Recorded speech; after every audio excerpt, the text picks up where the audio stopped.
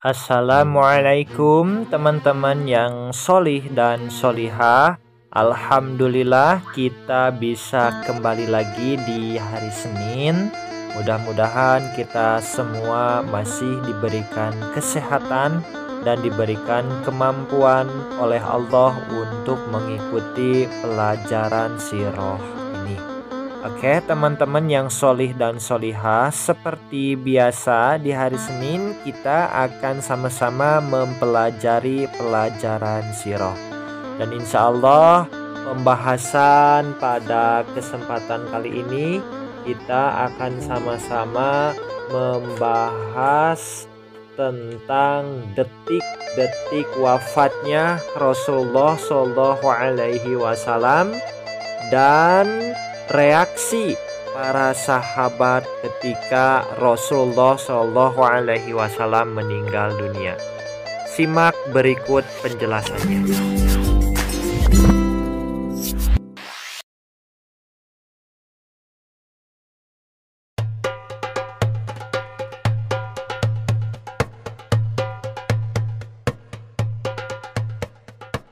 Pagi itu, Rasulullah dengan suara terbata memberikan petuah. Wahai umatku, kita semua ada dalam kekuasaan Allah dan cinta kasih-Nya. Maka taati dan bertakwalah kepadanya. Kuwariskan dua hal pada kalian, yaitu sunnah dan Al-Quran. Barang siapa mencintai sunnahku, berarti mencintai aku, dan kelak orang-orang yang mencintaiku akan bersama-sama masuk surga bersamaku. Khutbah singkat itu diakhiri dengan pandangan mata Rasulullah yang teduh menatap sahabatnya satu persatu. Abu Bakar menatap mata itu dengan berkaca-kaca. Umar tidak dapat menahan napas dan tangisnya. Utsman menghela napas panjang dan Ali menundukkan kepalanya dalam-dalam. Tanda-tanda itu semakin kuat tatkala Ali dan Fadal dengan sigap menangkap Rasulullah yang limbung saat turun dari mimbar. Matahari kian tinggi, tapi pintu rumah Rasulullah masih tertutup. Sedangkan di dalamnya Rasulullah sedang terbaring lemah dengan keningnya yang berkeringat. Tiba-tiba dari luar pintu terdengar seseorang yang berseru mengucapkan salam. "Bolehkah saya masuk?" tanyanya. Tapi Fatimah tidak mengizinkannya masuk. "Maafkanlah, ayahku sedang demam," kata Fatimah yang membalikkan badan dan menutup pintu. Kemudian ia kembali menemani ayahnya yang ternyata sudah membuka mata dan bertanya pada Fatimah, "Siapa itu wahai anakku?" "Tak tahulah ayah, sepertinya baru sekali ini aku melihatnya," tutur Fatimah secara lembut. Lalu Rasulullah menatap putrinya itu dengan pandangan yang menggetarkan. "Ketahuilah, dialah yang menghapuskan kenikmatan sementara. Dialah yang memisahkan pertemuan di dunia. Dialah malaikatul maut," kata Rasulullah. Fatimah pun menahan ledakan tangisannya. Malaikat maut datang menghampiri, tapi Rasulullah menanyakan mengapa Jibril tidak ikut menyertainya. Kemudian dipanggillah Jibril yang sebelumnya sudah bersiap di atas langit dunia menyambut ruh kekasih Allah dan penghulu dunia ini. "Jibril, jelaskan apa hakku nanti di hadapan Allah?" tanya Rasulullah dengan suara yang amat lemah. "Pintu-pintu langit telah terbuka.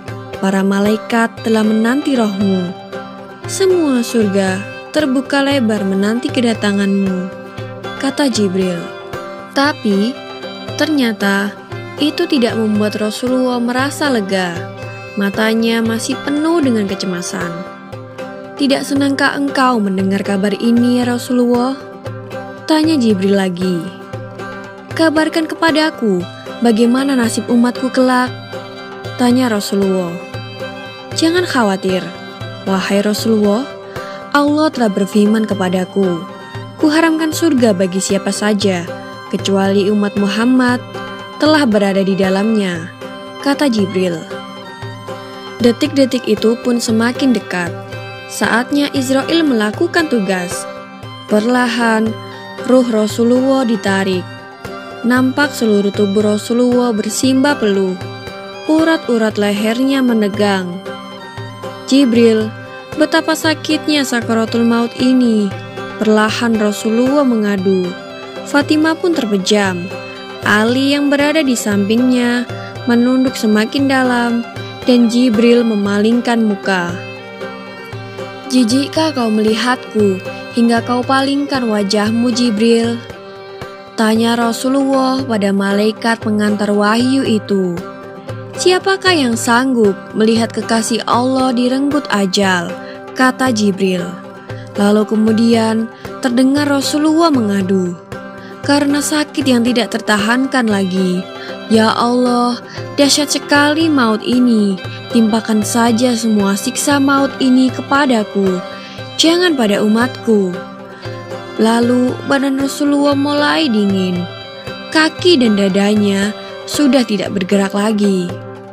Bibir Rasulullah bergetar seakan hendak membisikkan sesuatu. Lalu Ali mendekatkan telinganya. Peliharalah sholat dan peliharalah orang-orang lemah di sekitarmu. Di luar pintu, tangis mulai terdengar bersautan.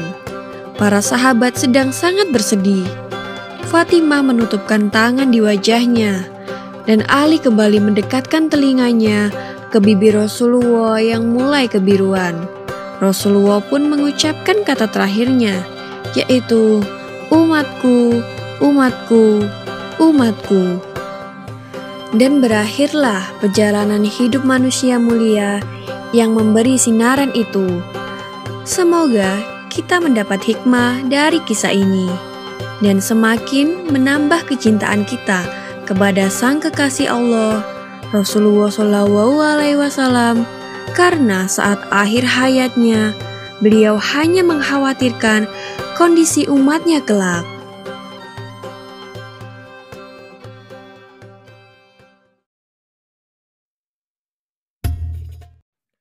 Lalu setelah Rasulullah Shallallahu Alaihi Wasallam meninggal dunia, bagaimana perasaan para sahabat-sahabatnya, bagaimana reaksi dan perilaku para sahabat-sahabatnya jika kekasihnya meninggal dunia? Berikut penjelasannya. Kelayaban kemana-mana. Ayo, siapa ngomong Muhammad mati, saya tebas batang lehernya.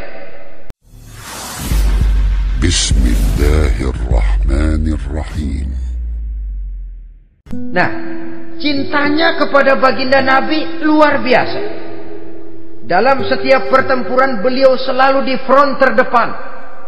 Bahkan demikian cintanya sampai ketika hari di mana baginda Nabi wafat, saudara-saudara. Disampaikan berita wafat Nabi kepada Umarin. Ya Umar, baginda Nabi sudah wafat. Kamu ngomong apa? Baginda Nabi sudah wafat. Bukan sedih, nyabut pedang, keluar matanya melotot. Siapa yang bilang Muhammad mati, saya tabas batang lehernya. Begitu cintanya beliau kepada baginda Nabi, sampai-sampai nggak menerima kalau Nabi wafat. Taruhlah nggak bisa mati bersamaan, bolehlah mati beriring-iring saja barangkali maksudnya. Saudara-saudara, cabut pedang, kelayaban kemana-mana. Ayo, siapa ngomong Muhammad mati, saya tebas batang lehernya. Sampai bertemu dengan Sayyidina Umar, Sayyidina Abu Bakar. Di tempat orang banyak, Sayyidina Abu Bakar yang bijaksana ini pidato. Ayuhan nas, man kana ya'budu Muhammadan fa inna Muhammadan qad mata. Wa man kana ya'budu Allah fa inna Allah hayyun la yamut. Wahai manusia, barang siapa yang menyembah Muhammad, maka Muhammad sudah mati. Tetapi barang siapa yang menyembah Allah, Allah akan hidup selamanya dan tidak akan pernah mati. Mendengar pidato ini, Sayyidina Umar sadar bahwa sebenarnya yang tidak bisa mati itu cuma Allah. Bagaimanapun agungnya baginda Nabi, besarnya baginda Nabi, tinggi akhlak budi pekertinya Nabi, cintanya beliau kepada Nabi, toh Nabi manusia dan manusia harus mati. Kemudian dibacakan surah Ali Imran ayat 144. Wa ma Muhammadun illa rasul qad khalat min qablihi rusul afa in mata aw qutilan qalabtum ala aqabikum. Muhammad tidak lain daripada manusia, telah datang kepadanya rasul. Apakah jika ia mati engkau kembali menjadi murtad atau mundur ke belakang? Mendengar ayat ini dibacakan, Sayyidina Umar sadar, berurai air matanya, menangis dalam kesedihannya. Ini cintanya yang demikian tinggi kepada baginda Rasulullah sallallahu alaihi wasallam. Baik teman-teman yang solih dan solihah, kita sudah menyaksikan dua tayangan video. Yang pertama tayangan detik-detik Rasulullah Shallallahu Alaihi Wasallam wafat, dan tayangan kedua adalah sikap Umar bin Khattab dan Abu Bakar As-Siddiq ketika ditinggalkan oleh Rasulullah Shallallahu Alaihi Wasallam. Baik teman-teman yang solih dan solihah, sekurang-kurangnya ada 5 kesimpulan dari pelajaran kita hari ini. Pertama, Abu Bakar As-Siddiq adalah sahabat yang ditunjuk oleh Rasulullah Shallallahu Alaihi Wasallam untuk menjadi imam ketika Rasul sedang sakit. Kedua, Rasul mulai merasakan sakit pada akhir bulan Safar.